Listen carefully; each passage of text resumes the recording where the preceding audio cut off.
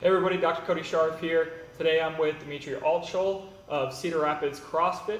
15.3 was released, so we're going to be running through some quick mobility stuff to help optimize your performance. Okay, so 15.3 is going to involve 7 muscle ups, 50 wall balls, and 100 double unders for as many rounds as possible in 14 minutes. This is going to be incredibly taxing on the shoulders, the spine, low back, hips, and also the ankles. So we're going to start off with some thoracic spine mobility. One of the tools that we're going to use is a double lacrosse ball, or some people call it the peanut. You take 2 lacrosse balls, you tape them together. When you put these 2 together, it works really well when you work it along the spine itself. I like to start kind of at my neck area.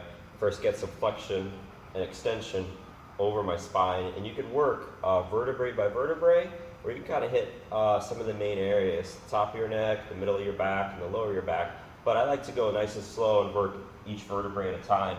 So I'm going to set this lacrosse ball on each side of my vertebrae. I'm going to lift up my hips, hold my core nice and tight, and slowly flex and extend my neck as I move down each vertebrae. You can even lift up your arms to help to open up your lats. Nice and slow, working your way, loosening up each vertebrae at a time. Okay guys, so you'll see some overhead movement with the wall ball, and you're going to be doing some muscle ups, and then as well as double unders. What we see a lot of athletes is missing this internal rotation where their shoulder goes forward. And so you're going to kind of really smoke the front of your shoulder and the back of your shoulder. And so we want to try to loosen that up as much as possible. So to improve this internal rotation, we found the best thing to do is grab a barbell, lay it across your shoulder to help pin your shoulder right against the floor.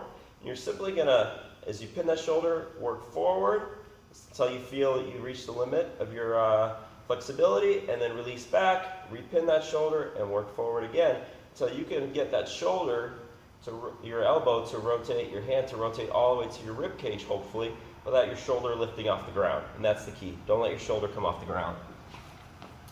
So I'll take this barbell, I'll place it right there. I'm going to pin my shoulder down. I can even hold this for more weight. Rotate till I get to a position. Lift up, repin. Rotate, repin. Rotate, repin. And hopefully with each movement, I'm getting better and better. The goal is for you to be able to get to this position. So obviously there's 50 wall balls, maybe multiple rounds of that, quite a bit of squats. If you start to get out of position because you're not flexible enough, then you're going to really smoke the quads. You're not going to be able to keep going. So we want to really open up these hips. And the simplest thing you guys can do is set your feet nice and straight in a squat position. And you're going to screw your feet into the floor as you squat down. And then take a big breath and breathe out by squeezing your rib cage right on top of your hips. And you'll go straight down into a squat. And what you could do is grab a kettlebell. And you're just going to hang out here, letting your hips stretch out. You can even slightly bounce if you want, slightly rock back and forth. See if you can accumulate between 4 to 6 minutes in this position, especially if you are less flexible, and get to the point where your heels sit down and your feet are straight and your spine is nice and straight, and you'll have a much better squat.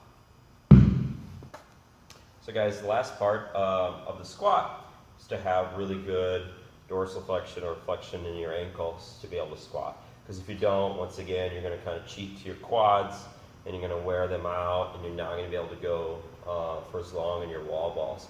So to improve your ankle flexibility, what we really like to do is use one of these bands, and you can tie them to a post or maybe even a doorway. And you're going to try to get as much, put it right around your ankle, and get as much band tension as you can. Okay? You're going to step back with this knee, and all you're going to simply do is work forwards and backwards. Work forwards and backwards. You can reach above you and get more hip stretch this way, and this will really improve the flexibility in your ankles to be able to do more squats.